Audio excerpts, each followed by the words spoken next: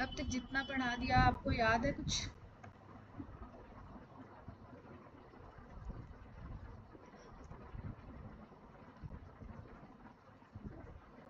बताइए कुछ।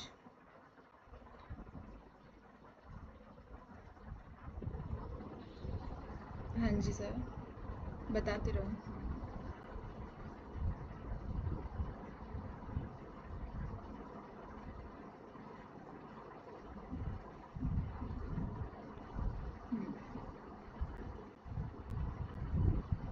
ओके, कौन से चैप्टर, कितने चैप्टर हैं हट पर दीपिका में?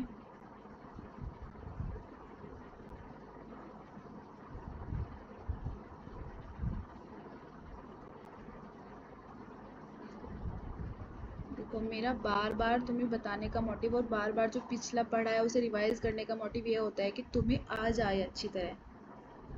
इसलिए मैं बार बार बताती हूँ, क्योंकि जब फर्स्ट टाइम पढ़ रहे हो तो थोड़ी मुश्किल होता है याद करना, इसलिए मैं बार बार बताती रहती हूँ। तो हम स्टार्ट करते हैं। देखो, मैंने क्या क्या बता दिया तुम्हें कि हट्ट प्रदीपिका में हमारे कितने चैप्टर हैं। हट्ट प्रदीपिका में हमारे 4 चैप्टर हैं। पहला चैप्टर, चैप्टर को क्या बोला गया है? इसमें उपदेश बोला गया है।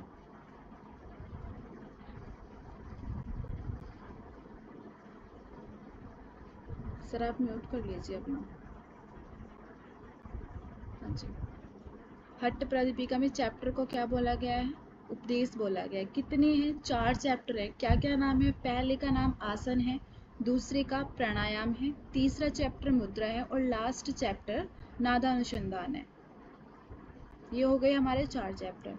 कौन से चैप्टर में क्या क्या दिया गया है? फर्स्ट चैप्टर में हमारे हठ योग का परिचय दिया गया है, योग अभ्यास का स्थान बताया गया है, साधक बाधक तत्व बताए गए हैं, यम नियम बताए गए, आसन 15 है, मीताहार और पथ्य पथ्य बताए गए हैं। ये सब बहुत ज़्यादा इम्पोर्टेंट है।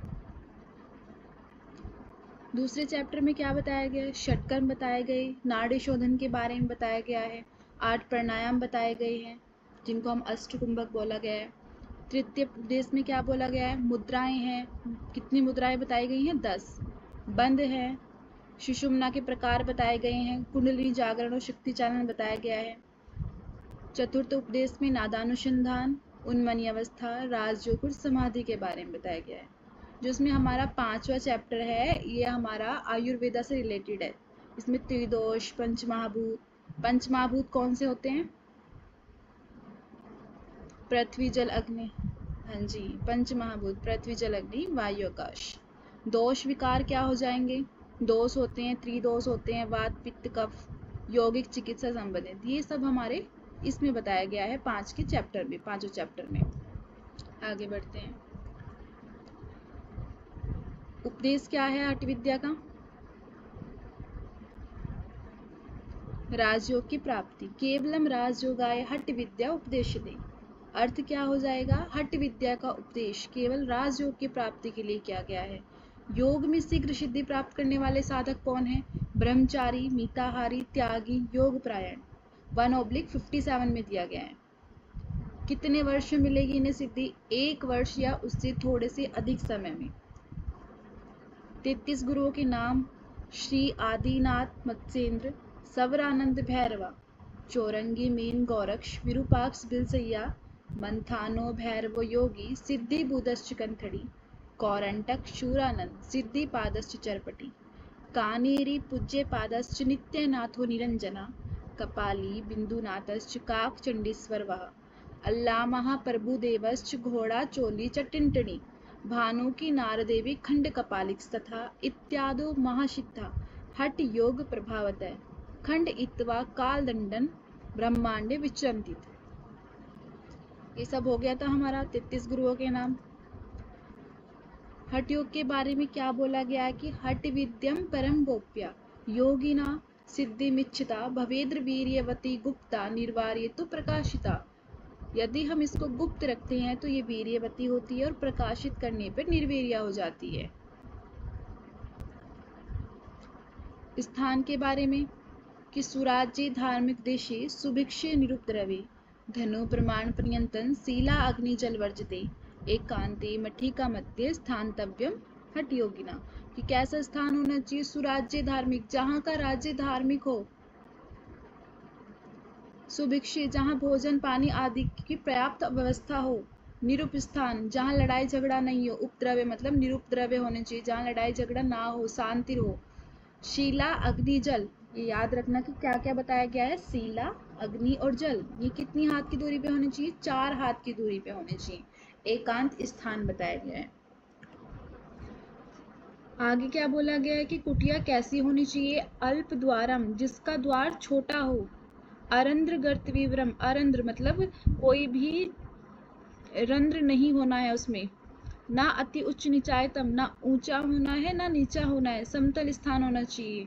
साम्य गोम्यम सांद्र लिप्त मलम, कि समतल स्थान होना चाहिए और किसके गोबर से लिपा हुआ होना चाहिए, गाय के। निशेष जंतु झिज्जितम, कोई भी जीव जंतु का प्रवेश ना हो। बाह्य मंडप वेदी कुपरुचिरम, बाह्य बाहर क्या होना चाहिए, मंडप वेदी कुपरुचिरम। प्रकार संविष्टिम प्रोक्तम योग मठस्य लक्षणमिदं सिद्ध हटव अभ्यासवी, कौन से नंबर में बताया गया है, 1/30 में। 12 में क्या बताया गया है, स्थान के बारे में कि कैसा स्थान होना चाहिए, और 30 में क्या बताया गया, अब स्थान बना लिया, उसकी विशेषता बताई गई कि ये चीजें होनी चाहिए वहाँ पे। अल्प द्वार होना चाहिए, अरंध्र रहित होना चाहिए, समतल स्थान होना चाहिए, गोबर से लिपी हुई होनी चाहिए। कीट पतंगे मतलब निशेष जंतु जिसता में जो कीट पतंग व जंगली पशुओं से रहित होना चाहिए। बाह्य अवस्था बताई गई है कि बाहर क्या क्या होना चाहिए। मंडप, कुआं, वेदी, 4 दीवारी, स्वच्छ एवं शांत स्थान होना चाहिए। 6 बाधक तत्व बताए गए हैं और 6 हमारे साधक तत्व बताए गए हैं। 1/50 में बताया गया है कि अत्याहार ज्यादा आहार नहीं खाना है, प्रयास ज्यादा प्रयास नहीं करना है, प्रजल्प ज्यादा बोलना नहीं है, नियमग्रह ज्यादा रूल एंड रेगुलेशन ज्यादा रूल फॉलो नहीं करनी है, जनसंघ ज्यादा लोगों से संपर्क नहीं करना है, लोल्यम मतलब मन की चंचलता या फिर अस्थिरता। षडर्भयोगो 6 बताए गए हैं जो क्या है हमारे साधना में विनश्यति बाधक तत्व बताए गए हैं कि अत्याहार प्रयास च प्रजल्प नियम ग्रह जनसंगम च लौल्यम च षडर्भयोग विनश्यति। 6 हमारे साधक तत्व बताए गए हैं। उत्साह साहस धैर्य तत्व ज्ञान निश्चयात् जनसंग परित्यागात षडर्भयोगो प्रसिद्ध्यति, कि उत्साह बताया गया, साहस, धैर्य, ये क्या है सब हमारे साधक तत्व। यदि हम योग साधना कर रहे हैं तो उसके लिए क्या है, ये हमारे बेनिफिट हैं, हमें हेल्प करती हैं ये चीजें। उत्साह, साहस, धैर्य, तत्व ज्ञान, निश्चय और जनसंग परित्याग। फिर हमारे 10 नियम बताए गए हैं और 10 नियम बताए गए हैं। अहिंसा सत्य अस्ते ब्रह्मचर्य क्षमा धृति दया आर्जव मिताहार सोच, ये क्या बताए गए हैं, हमारे 10 नियम बताए गए हैं। 10 क्या बताए गए, आगे हमारे 10 नियम बताए गए हैं। नियम कौन से बताए गए हैं, तप संतोष आस्तिक्यम, दान ईश्वर पूजनम, सिद्धांत वाक्य स्मरणम, ही मति जप और हुतम, ये क्या है हमारे 10 नियम बताए गए हैं। नेक्स्ट है हमारे आसन।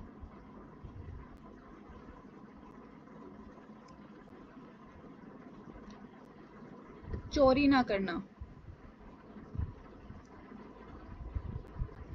हाँ जी सर।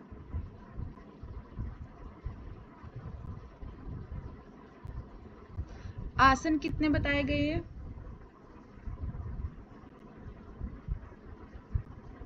आसन की संख्या कितनी है, हाँ जी सर, कौन कौन से,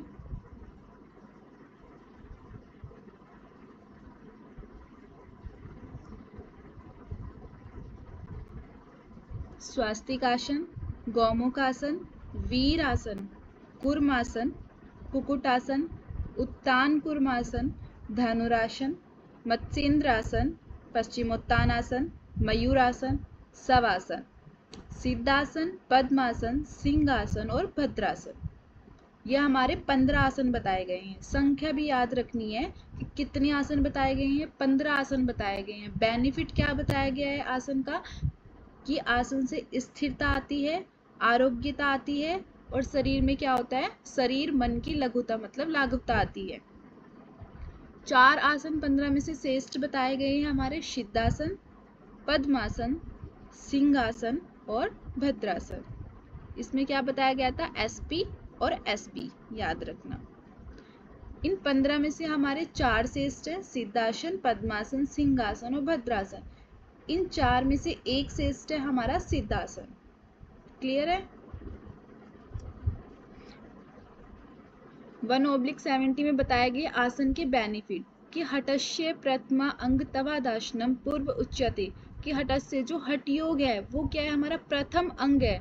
आसन बताया गया ना, फर्स्ट चैप्टर कौन सा है, आसन है, तो इसलिए यहाँ पे क्या बोला गया, हटस्य प्रथमा अंग त्वादासनम पूर्व उच्यते, कि जो हठ योग है वो हमारा प्रथम अंग है। कौन सा है, आसन, त्वा आसनम पूर्व उच्यते।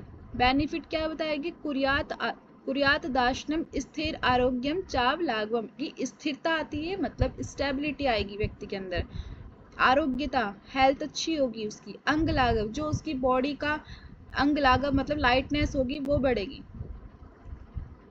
फिर हमारे 15 आसन बताए गए हैं कि पहला स्वास्तिक आसन है, कैसे करना है, दोनों पैरों को विपरीत जंगा और घुटने के बीच फंसाकर अपनी स्पाइन को बिल्कुल सीधा रख के बैठना है, वो हमारा क्या है, स्वास्तिक आसन है। गोमुख आसन कैसे बोला गया है, दाएं पैर के टखने को बाएं कुल्ले के पास और बाएं टखने को दाएं कुल्ले के पास रखना ही क्या है, हमारा गोमुख आसन है। इसकी आकृति बताई गई है गोमुखम, गोमुख आकृति की, गाय की आकृति के समान कौन सा आसन है, गोमुख आसन। वीर आसन कैसे करते हैं, एक पैर की जंघा को दूसरे पैर की जंघा के ऊपर रख के बैठना ही क्या हो गया, हमारा वीर आसन हो। कुर्मासन बताया गया है कि दोनों एड़िया को गुदा के भाग पर विपरीत दिशा से दबाकर संतुलन बनाकर रखना ही हमारा कुर्मासन है। नेक्स्ट है हमारा कुकुटासन। कुकुटासन में क्या बोला गया है कि पद्मासन, कि हमें पद्मासन लगाकर दोनों हाथों को जंघा और पिंडों के बीच में निकालकर जमीन पर टिकाएं और शरीर को ऊपर उठाना है। जैसे हमने अपना पद्मासन लगा लिया, पद्मासन के बाद अपने दोनों हाथों को अपनी जंघा के बीच में फंसाकर और अपनी बॉडी को क्या करना है, ऊपर उठाना है हाथ के वेट से। ये क्या हो गया, हमारा कुकुटासन हो गया। उत्तान कुर्मासन में क्या बोला गया है कि कुकुटासन की मुद्रा में आकर दोनों हाथों को गले के पीछे क्रॉस करके पकड़ना है। ये हमारा कौन सा हो गया, उत्तान कुर्मासन।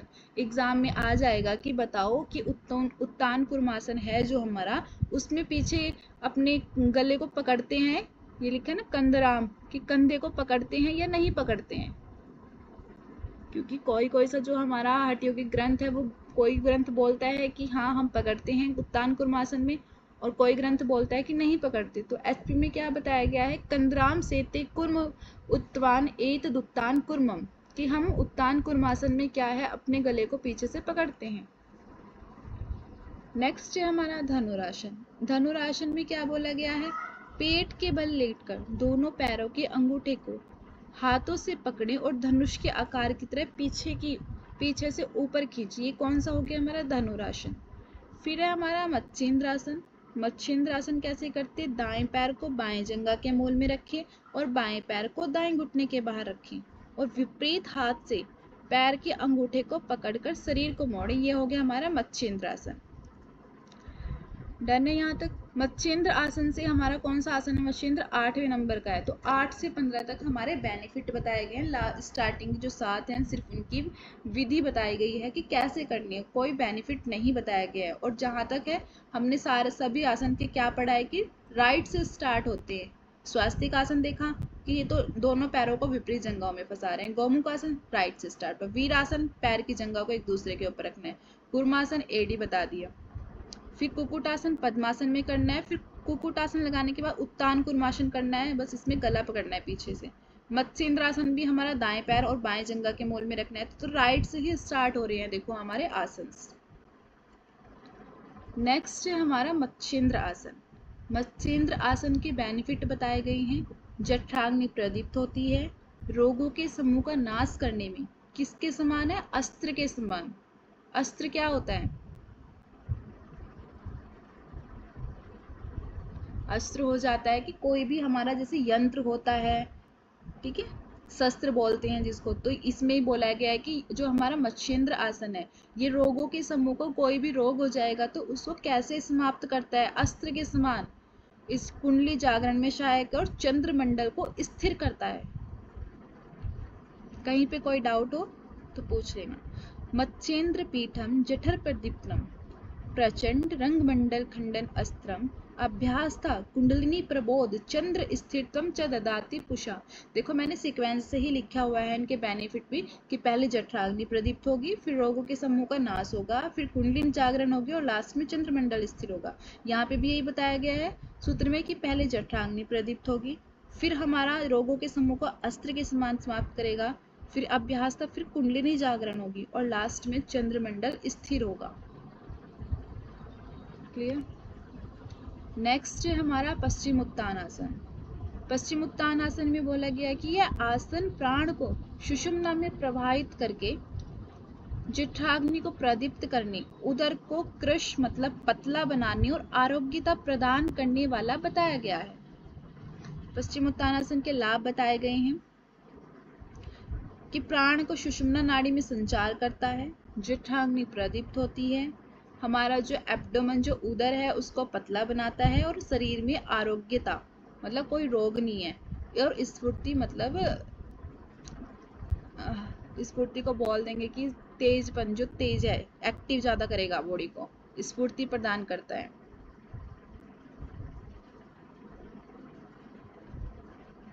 थर्टी 31 में देखो लिखा है इति पश्चिम उत्तान आसनम पवनम पश्चिम वाहिनीम करोति उदरम जठन आलस्य कुर्याद उदरे काशन आरोग्यमता च पुषा।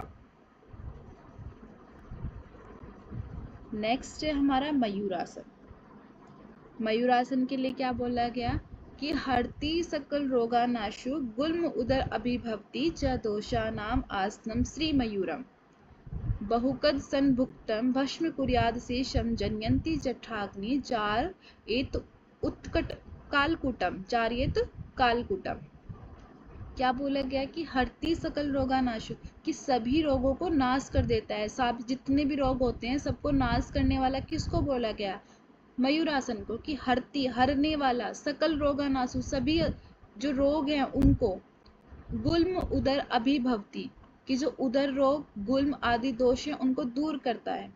इसको क्या बोला गया? श्री मयूर, मयूरासन को श्री मयूर बोला गया। बहुकत संभुक्तम भस्म कुर्याद शेषम, कि जो हमारा अपत्याहार होता है, हमने पढ़े थे ना अपत्याहार कौन कौन से होते हैं और पथ्याहार कौन से होते हैं। अपत्याहार होते हैं जो हमें नहीं खानी है, उनको भी पथ्य बना देता है, मतलब पचा जाता है मयूरासन। और लास्ट में बताया गया जठराग्नि जारियत कालकूटम, कि जठराग्नि को तीव्र करता है और कालकूट नामक विष, जो एक सर्प होता है कालकूट, तो उसमें बताया गया कि कालकूट नामक विष है ना, उसका विष क्या होता है? जहर। तो क्या नाम बहुत ज्यादा खतरनाक होता है, तो ये बोला गया है कि मयूरासन करने से उसको भी पचा जाएगा, उसका भी कोई असर नहीं होता है बॉडी के ऊपर। तो मयूरासन का इतना ज्यादा बेनिफिट बताया गया है, बट अप्लाई मत कर लेना, ठीक है। नेक्स्ट है हमारा शवासन। शवासन में बोला गया है कि उत्तानम सवद भूमोशनम तच्छव आसनम शवासनम शांति हरम चित्त विशांति कारकम, कि शरीर की थकान को दूर करता है। मतलब शवासन से क्या होता है? शांति हरम, कि जो हमारी थकान है उसको हर लेता है। चित्त विशांति कारकम, और चित्त को शांत करता है और एवं विशांत करता है। नेक्स्ट है हमारा सिद्धासन। सिद्धासन के लिए क्या बोला गया है कि सिद्ध आसन हमारे जो 15 आसन है उनमें से 4 और 4 में से एक आसन है हमारा सिद्ध आसन, जो बहुत ज्यादा सर्वश्रेष्ठ बताया गया है। कि सबसे सर्वश्रेष्ठ कौन सा आसन है 15 में से पूछ लेंगे तो 4 लगाएंगे कि सिद्धम आसन, पद्मासन, सिंहासन और भद्रासन। सीक्वेंस याद रखना, एसपी और एसपी, पहले सिद्धासन आएगा, फिर पद्मासन, फिर सिंहासन और फिर भद्रासन आएगा। फिर इन 4 में से एक श्रेष्ठ है हमारा सिद्धासन। क्या बोला गया है सिद्धासन के लिए? कि 72,000 नाड़ियां, कितनी? 72,000 नाड़ियों की शुद्धि करता है और त्रिबंध लगाने में सहायता करता है।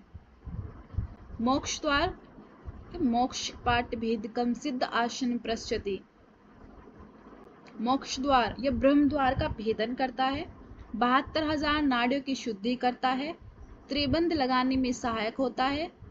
ध्यान, प्राणायाम और योग साधना के लिए इसको अत्यंत उपयुक्त बताया गया है। अन्य नाम क्या क्या बताए गए हैं सिद्धासन के? वज्रासन, मुक्तासन, गुप्तासन।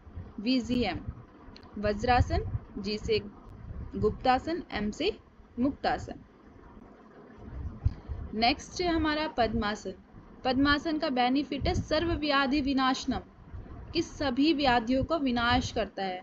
दृष्टि कहाँ रखनी है पद्मासन में? नासाग्र दृष्टि, ठीक है ना। अंग गुष्ठो हृदय निधाय चिबुक नासाग्र अलोकेत एत व्याधि विनाशकारी यमीनम पद्मासनम प्रोच्यते। क्या बोला गया है कि जो हमें दृष्टि रखनी है, एक ध्यानात्मक आसन है, और दृष्टि कहाँ रखनी है? नासाग्र दृष्टि रखनी है। नासाग्र मतलब नाक के ऊपर देखना है।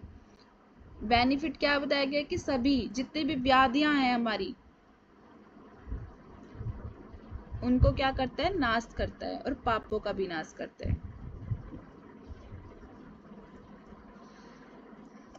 नेक्स्ट है हमारा सिंहासन। सिंहासन के लिए क्या बोला गया है कि सिंहासन जो हमारे त्रिबंध होते हैं उसमें क्या बना देता है? सहायक होता है। और सरल किसमें, मतलब सरल बना देता है सिंहासन, और सहायक होता है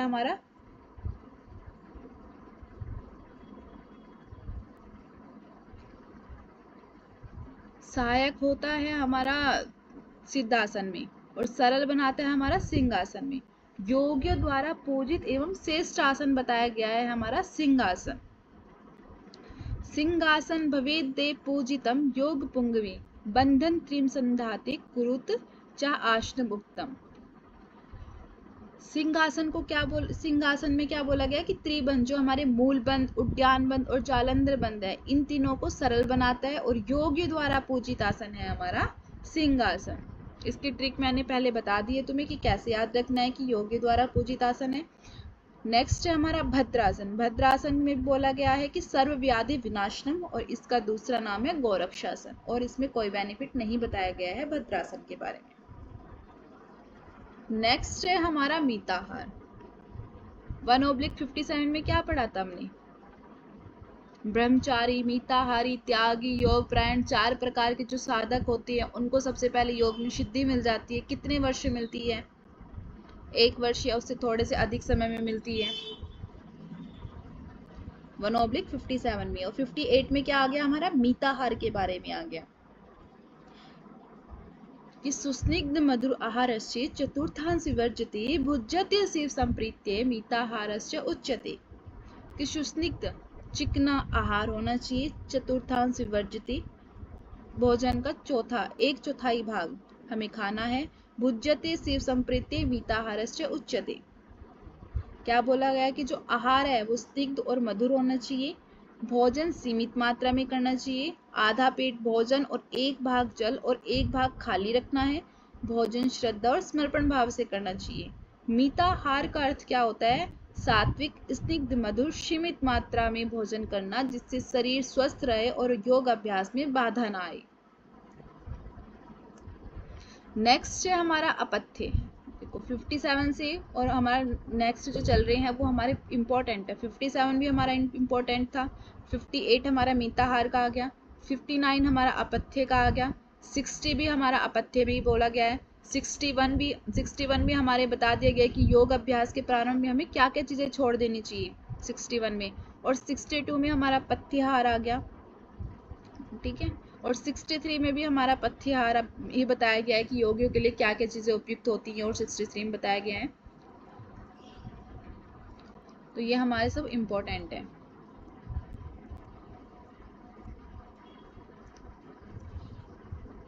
फिफ्टी 59 में क्या बताया गया है? 1/59 में अपथ्य मतलब जो चीजें हमें खाने के लिए नहीं बताई गई हैं, जो वर्जित आहार है कि ये चीजें हमें नहीं खानी है, इनका सेवन हमें नहीं करना है। कौन कौन सी हो जाएंगी?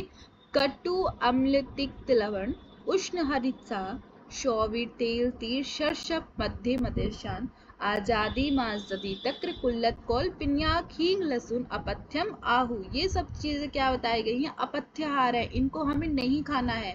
नेक्स्ट क्या बोला गया है? भोजनम अहितम विद्याम पुनर्रुष्णकृतं वृक्षम अति लवणम अम्लयुक्तम कत्सन उत्कटम वर्जते, कि फिर से गर्म किया गया भोजन, रूखा भोजन, अधिक नमकीन वाला भोजन, अधिक खट्टा भोजन और अत्यधिक तीखा साज, ये सब हमें चीजें नहीं खानी है। क्लियर है? पढ़ चुके हो तुम ये सब। योग अभ्यास के प्रारंभ में हमें क्या क्या चीजें छोड़ने के लिए बोली गई है? वहिनी स्त्री पतिक सेवा, कि अग्नि का सेवन, स्त्री का सेवन और पतिक लंबी यात्रा, वर्जन आचरित, ये चीजें हमें छोड़ने के लिए बोली गई हैं स्वात्माराम के अकॉर्डिंग। गोरक्षनाथ के अकॉर्डिंग आ जाएगा तो क्या बोला गया है? वहिनी स्त्री पतिक सेवनम प्रातः स्नान उपवास आदि काय कलेश विधि। ठीक है, उसमें 3 चीजें एक्स्ट्रा बताई गई है कि प्रातः स्नान, की सुबह का जो स्नान है वो भी नहीं करना है, उपवास भी नहीं रखना है, और काय क्लेश, जो काय क्लेश है वो भी करने के लिए मना किया गया है, कि किसी से लड़ाई झगड़ा भी नहीं करना है। ये सब क्या बताया गया कि योग साधना में विघ्न है। नेक्स्ट है हमारा पथ्याहार।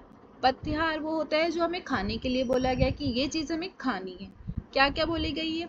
गौधुम शाली यष्टिक शोभा नाम श्री आज खंड नवनीत सीता मधुनी सुंठी पटोल कफ आदि पंचसाका मूंग आदि दिव्यम मुदम च यमींद्र पथ्यम, कि गौधुम मतलब गेहूं, शाली मतलब उत्तम चावल, यव मतलब जौ, सिस्टिक मतलब साठी चावल, शोभा नाम मतलब सुपाच्य, शीर दूध होता है, आजी घी होता है, खंड देसी खांडे शक्कर बोल देंगे, नवनीत मक्खन होता है, सीता मिश्री होती है, मधु शहद और शुंठी अदरक, पटोल परवल फल फल होता है, पंचसाक 5 प्रकार के साग बताए गए हैं, जीवंती बतवा चोलाई मेघनाथ पुनर्वा, मृदुंग मतलब मूंग होता है, यमींद्र नेंद्र होता है वर्षा का जल। क्लियर? पंचसाक कौन से बताए गए? जीवंती बतवा चौलाई मेघनाथ पुनर्वा, ये भी सिक्वेंस से याद रखना। फिर आगे बताया गया है 63 में कि पुष्टम समुद्रम स्निग्धम गव्यम धातु पर पोषणम मनो अभिलषितम योग्यम योगीम भोजनम आचरित, कि पुष्टि कारक सुपाच्य भोजन, स्निग्ध धातु को पोषण करने वाला और मन को प्रसन्न करने वाला, ये सब हमें उपयुक्त बताए गए हैं हमारे योग के लिए। श्रेष्ठता का कर्म बताया गया है कि कौन कौन से श्रेष्ठ होते हैं। यम में मीताहार, नियम में अहिंसा, आसन में सिद्धासन, कुंभक में केवली कुंभक, मुद्रा में खेचरी मुद्रा, लय में नाद, सर्वश्रेष्ठ बताए गए हैं। यहाँ तक कोई भी डाउट हो तो बताओ, वरना थम्स अप कर दो कि आगे बढ़ते हैं। फिर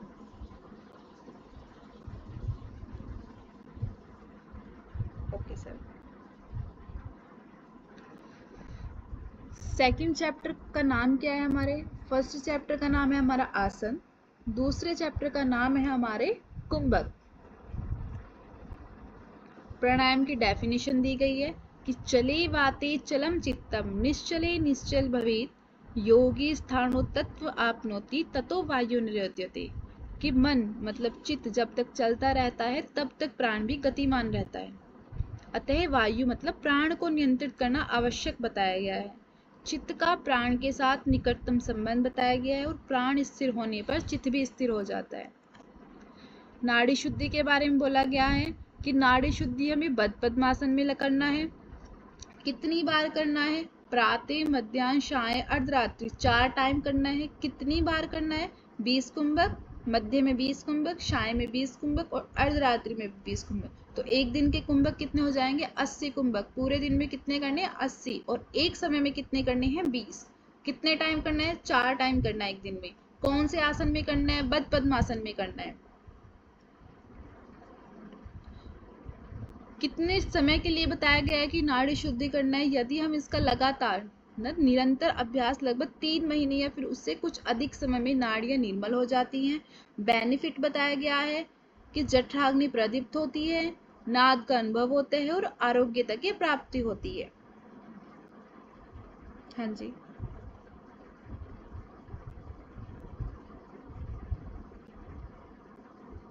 हाँ जी सर, पद्मासन को ही यहाँ पे पद्मासन बोला गया है वो ही वाली बात। हाँ जी,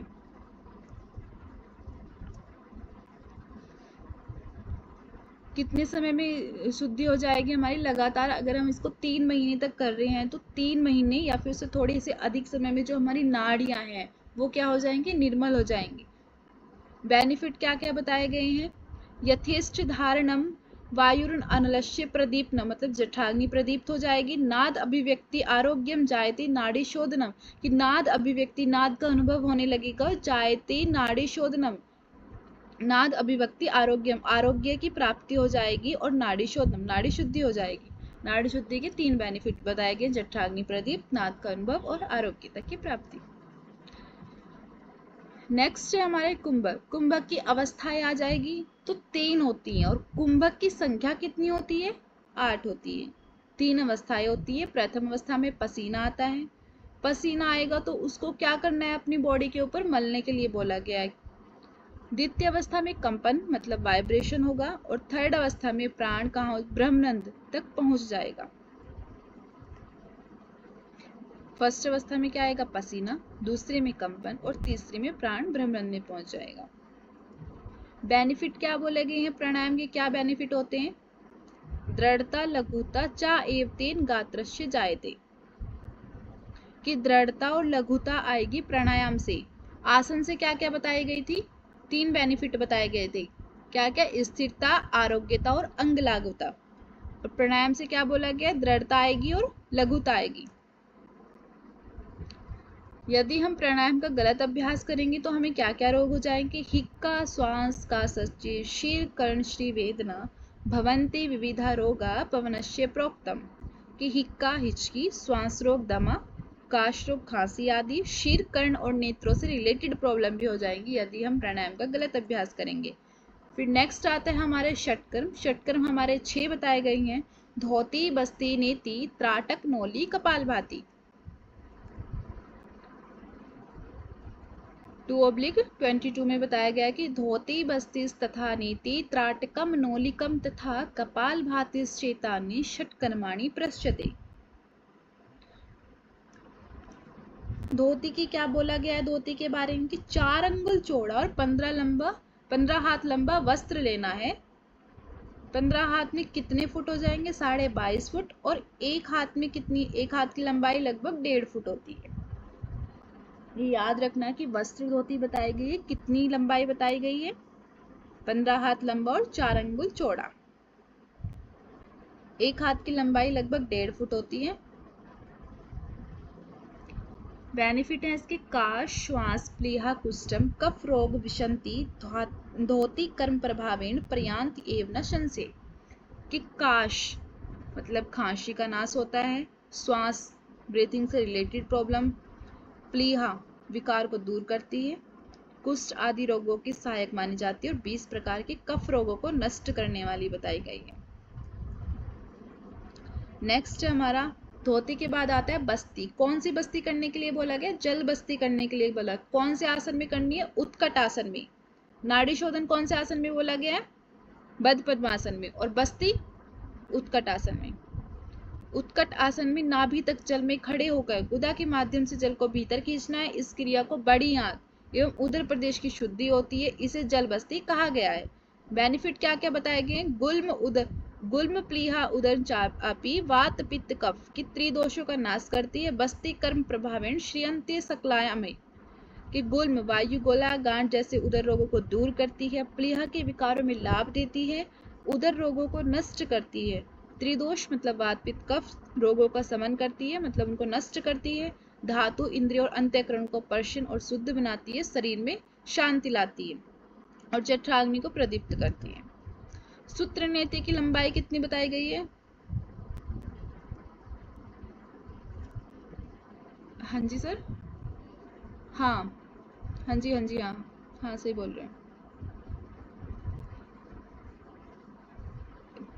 प्लीहा मतलब कि जैसे कि हमारी स्प्लीन होती है ना,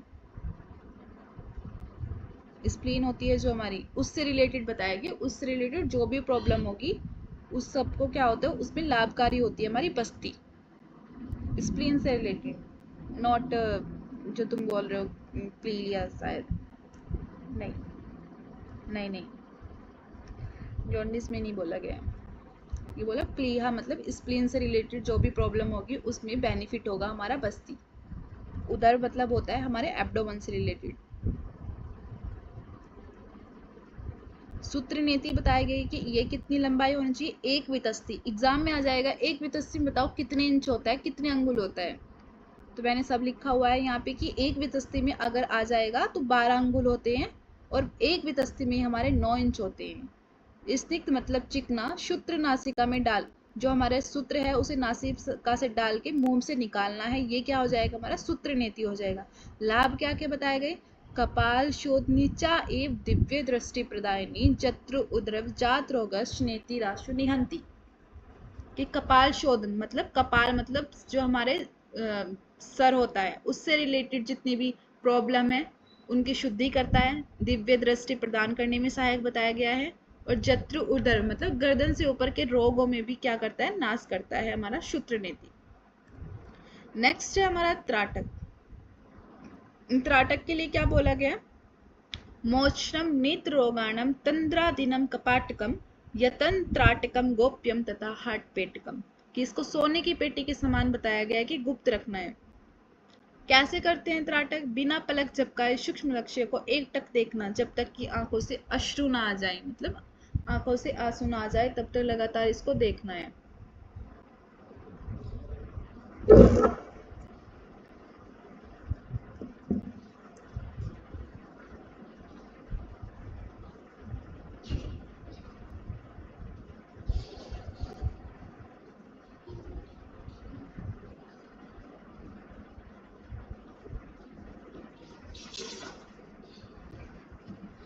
यहाँ तक डन है। मतलब इसमें बोला गया है कि जो त्राटक होता है उसको क्या से बोला गया है कि सोने की पेटी के समान रखते हैं। मैंने कल बताया था कि जो हमारी हट रत्नावली है उसमें कैसे बोला गया है त्राटक को, रतन की पेटी के समान, वहां पे रतन पेट कम आएगा वर्ड। नौली आती है नेक्स्ट। नौली के लिए क्या बोला गया है कि जो हमारी मंद अग्नि संपीदन पाचनम स्निग्धदाये अंधक्रम सदैव आशीष दोष्म शोषणिम च हट क्रिया मौलिरियम च नौली। कि नौली क्रिया जो हमारी मंद अग्नि है, जो हमारी डाइजेशन सिस्टम है जो हमारा मंद है, स्लो हो गया है, उसको क्या करता है, फास्ट करती है हमारी नौली। जो हमारा डाइजेशन सिस्टम है उसको मजबूत करती है और इसका अभ्यास हमेशा आनंद प्रदान कराने वाला होता है। नौली क्रिया जो हमारी 6 क्रिया बताई गई है उसमें श्रेष्ठ बताई गई है। जैसे आसन में हमारा सिद्धासन श्रेष्ठ बताया गया है, फिर हम षटकन पढ़े, षटकन में हमारा नौली श्रेष्ठ बताया गया है। ठीक है, नेक्स्ट है कपाल भाती। कपाल भाती के लिए बोला गया भस्त्रावल्ला लोकारश्य रेच पुरो संस्भ्रमो। कपाल भाती विख्याता कफ दोष विशोषणी। कि लोहार की ठोकने के समान हमें इनहेल एक्सेल बहुत फास्ट करना है। ये क्या हो जाएगा, हमारा कपाल भाती हो जाएगा। कपाल भाती का बेनिफिट क्या बोला गया, कफ दोष विशोषणी की कफ रोगों का नाश करता है हमारा कपाल भाती। किसको करना चाहिए और किसको नहीं करना चाहिए, मेद श्लेष्मा अधिक, जिसकी मेद और श्लेष्मा अधिक हो उसको करना चाहिए, और जिसके त्रिदोष, जो हमारे त्रिदोष है वात पित्त कफ सम अवस्था में है, उसकी मतलब मर्जी है, उसके लिए बोला नहीं गया कि हाँ उसको जरूरी करना है। नेक्स्ट है हमारे कुंभक। कुंभक हमारे कितने बताए गए हैं, 8। सूर्य भेदी उज्जाई शीतकारी शीतली भस्त्रिका भ्रामरी मूर्छा प्लावनी तिष्ठा अष्ट कुंभका। सूर्य भेदी के बेनिफिट क्या है, कपाल शोधनम वात दोषणम कृमि दोषणम पुनरिदम कार्य सूर्य भेद उच्चतम। कि कपाल शोधन, वात दोषण और कृमि दोष का नाश करता है हमारा सूर्य भेदी। उज्जयी के बताए गए थे नाड़ी जलोदर धातु गत दोष विशोषणी गच्छिता तिष्ठिता कार्यम उज्जायकम तो कुंभकम। कि कफ रोगों को नाश करती है, नाड़ी और जलोदर में लाभकारी होती है, धातु दोष का नाश करती है, और इसको गच्छता तिष्ठता कभी भी उठते चलते फिरते कभी भी कर सकते हैं उज्जयी को। शीतकारी में क्या बोला गया, योगनि चक्र सामान्य सृष्टि संहार कारकम न श्रुदा न तृषा निद्रा निवालस्य प्रजायते। कि कामदेव के समान बताया गया है इसको। योगियों जो हमारी योगनियां है कि चक्र में सामान्य बनता है, सृष्टि और संहार करने में अक्षमता प्रदान करने वाला कहा गया है, भूख प्यास और निद्रा को आलस्य पर विजय लाता है। शीतली के लिए बोला गया है कि गुल्म तथा प्लीहा आदि रोगों में लाभकारी होता है, ज्वर और पित्त को शांत करता है, क्षुधा और तृष्णा को कम करता है, विष के प्रभाव को नष्ट करने वाला बताया गया है। भस्त्रिका में बोला गया है कि पद्मासन मतलब लोहार की थोकनी के समान बोला गया है भस्त्रिका को भी, त्रिदोषों को नष्ट करता है, जठराग्नि प्रदीप्त करता है, सुषुम्ना नाड़ी की मुख पे जमा हुआ कफ आदि मलों को दूर करता है और तीनों ग्रंथि जो ब्रह्मा विष्णु रुद्र ग्रंथि है उनका भेदन करता है भस्त्रिका। भ्रामरी के लिए बोला गया कि धीरे धीरे भ्रमरी मतलब भ्रमरी है जो उसकी तरह गुंजन करना है। इसका बेनिफिट बोला गया है कि सदा आनंद प्रदान करने वाली बताया गया है भ्रामरी को। मूर्छा में क्या करना है, पूरक मतलब श्वास अंदर करने के बाद जालंधर बंद लगाकर मन को भूमध्य में केंद्रित किया जाता है और मन की है मनोमूर्छा साधक को सुख की अनुभूति कराने वाला बताया गया है हमारा मूर्छा। नेक्स्ट है प्लावनी। प्लावनी में बोला गया है कि पेट के अंदर ज्यादा से ज्यादा प्राणवायु भर लेनी है। प्लावनी प्राणायाम कहा गया है इसको। किसकी तरह समान तैरता रहता है व्यक्ति, पदम पत्रम कमल के पत्ते की तरह व्यक्ति इसमें जो योगी है वो तैरता रहता है। प्राणायाम के 3 अंग बताए गए हैं, रेचक, पूरक, कुंभक। रेचक क्या होता है, श्वास को बाहर छोड़ना। श्वास को अंदर भरना क्या होता है, पूरक। कुंभक क्या होता है, रोकना, कि जब हम सांसों को रोक लेंगे तो वो जो हमारी सिचुएशन हो जाएगी वो क्या हो जाएगा, कुंभक हो जाएगा। इनहेल करेंगे,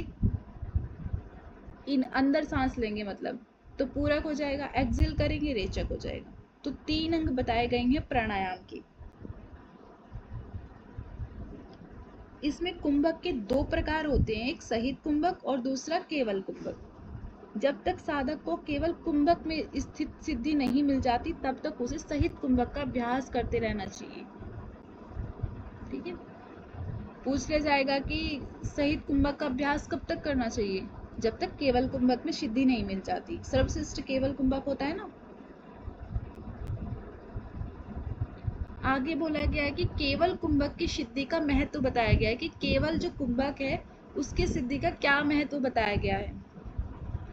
कुंभ के केवलम सिद्धे रेचक पूरक वर्जिते न तस्य दुर्लभ किंचित त्रियदेश लोकेश विद्यते। कि केवल कुंभक क्या होता है, जब हमें अपनी सांसों पे पूर्ण रूप से कंट्रोल हो जाएगा, ठीक है, तो वो क्या हो जाएगी, जो सर्वश्रेष्ठ अवस्था होगी हमारी, सबसे उच्च अवस्था होगी, वो कौन सी होगी हमारी, केवली अवस्था, केवल कुंभक। बिना रेचक व पूरक के केवल कुंभक प्राणायाम से सिद्ध हो जाने पर योगी साधक के लिए इन तीनों लोकों में कुछ भी दुर्लभ अर्थात अप्राप्य नहीं रहता। अर्थात तीनों लोकों में ऐसी कोई वस्तु नहीं है जिसे वो प्राप्त नहीं कर सकता। तो केवल कुंभक का इतना सारा बेनिफिट बताया गया, इतना ज्यादा कि तीनों लोक जो हमारे लोक है उसमें कुछ भी उसके लिए दुर्लभ नहीं रहता, वो सब कुछ प्राप्त कर सकता है।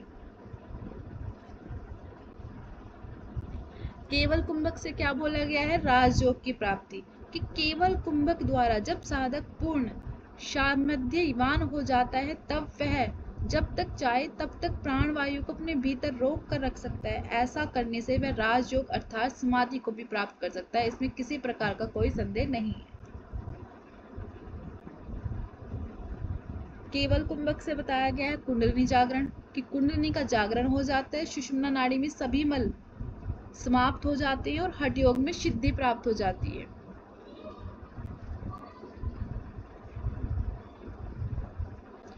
हठ सिद्धि के लक्षण बताए गए हैं, ये इंपॉर्टेंट है कि व्रपु क्रंशितम वदने प्रसन्नता नाद स्फुटतम नैने निर्मली आरोग्यता बिंदु से अग्नि प्रदीपनम नाड़ी विशुद्धि हठ सिद्धि लक्षण। हठ सिद्धि के कितने लक्षण बताए गए हैं, 8 बताए गए हैं। कौन कौन से, व्रपु क्रंशितम मतलब शरीर में हल्कापन, लाइटनेस फील होगी हमें। वंदनीय प्रसन्नता, मुख पर प्रसन्नता। नाद स्फुटतम, नाद मतलब जो नाद सुनाई देता है, अनाहत नाद का स्पष्ट व रूप में सुनाई देना। नैने सुनर्मले, नेत्रों का निर्मल हो जाना। आरोग्यता, शरीर में कोई भी रोगों का अभाव नहीं होगा। बिंदु जय, बिंदु पर विजय प्राप्त होना या नियंत्रण होना। अग्नि प्रदीप्न, जठराग्नि का प्रदीप्त होना। नाड़ी विशुद्धि, नाड़ियों का पूरी तरह शुद्ध हो जाना। ये क्या है, हमारे हठ सिद्धि के लक्षण बताए गए हैं। एग्जाम में आ चुके हैं इससे बहुत बार क्वेश्चन, कभी वो हिंदी में दे देता है, कभी संस्कृत में दे देता है, सीक्वेंस में पूछ लिया जाता है कि इनमें से बताओ कौन सा नहीं है। शरीर का हल्कापन दे दिया, मुख पे प्रसन्नता दे दी, नैनो की निर्मलता दे दी, और एक और दे देगा तुम्हें जो इससे अलग होगा, तो तुम्हें उससे छांटना होगा फिर कि बताओ इसमें कौन सा नहीं बताया गया है। और सीक्वेंस से याद रखना है, सूत्र को याद कर लेना कि व्रपु कृषितम, वृंदने प्रसन्नता, नाद स्फुटतम, नैने सुर निर्मले, आरोग्यता बिंदुजय, अग्नि प्रदीप्तम, नाड़े विशुद्धि, हठ सिद्धि लक्षणम। कौन से नंबर का है? 78 नंबर का लास्ट है। ठीक है, सेकंड चैप्टर का जो लास्ट सूत्र है वो 78 ही है। क्या क्या बोला गया है कि व्रपु कृंशितम वंदने प्रसन्नता। व्रपु कृंशितम मतलब शरीर में लाइटनेस, हल्कापन फील होगा हमें। वंदनीय प्रसन्नता, हमारे फेस पे स्माइल आएगी, मुख पे प्रसन्नता आएगी। नाद स्फुटतम, हमें अनाहत नाद, जो हम नाद सुनते हैं सूक्ष्म ध्वनि, वो हमें सुनाई देगी। नैन्य सुरमले, हमारे जो नेत्र होंगे वो निर्मल हो जाएंगे। आरोग्य तो कोई रोग नहीं होगा। बिंदु जय, बिंदु पर विजय प्राप्त हो जाएगी या फिर नियंत्रण। अग्नि प्रदीप्त, जठराग्नि हमारी प्रदीप्त हो जाएगी। और नाड़ी विशुद्धि, जो हमारी नाड़ियां हैं वो क्या हो जाएंगी? शुद्ध हो जाएंगी। ये हमारे हठ सिद्धि के लक्षण बताए गए हैं।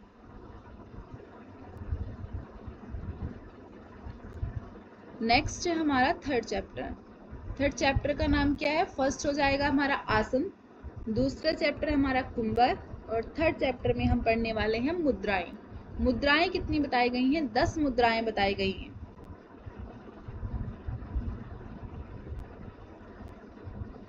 महामुद्रा, महाबंद, महावेदश्च खेचरी, उड्डयन मूलबंधस्तथो जालंधर, करणी विपरीतंख्यम वज्रोली शक्ति चालनम, इदम ही मुद्रा दशकम, मतलब 10।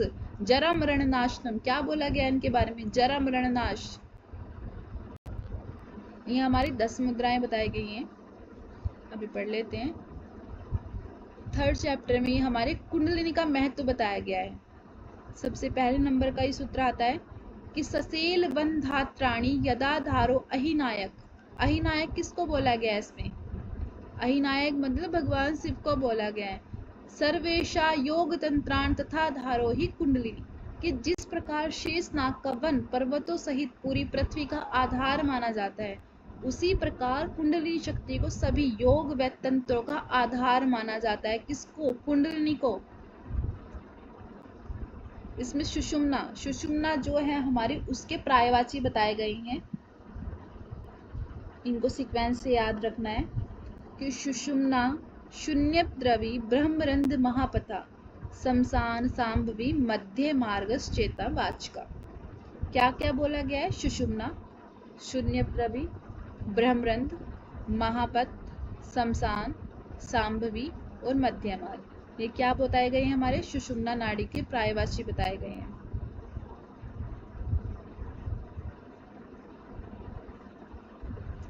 ठीक है,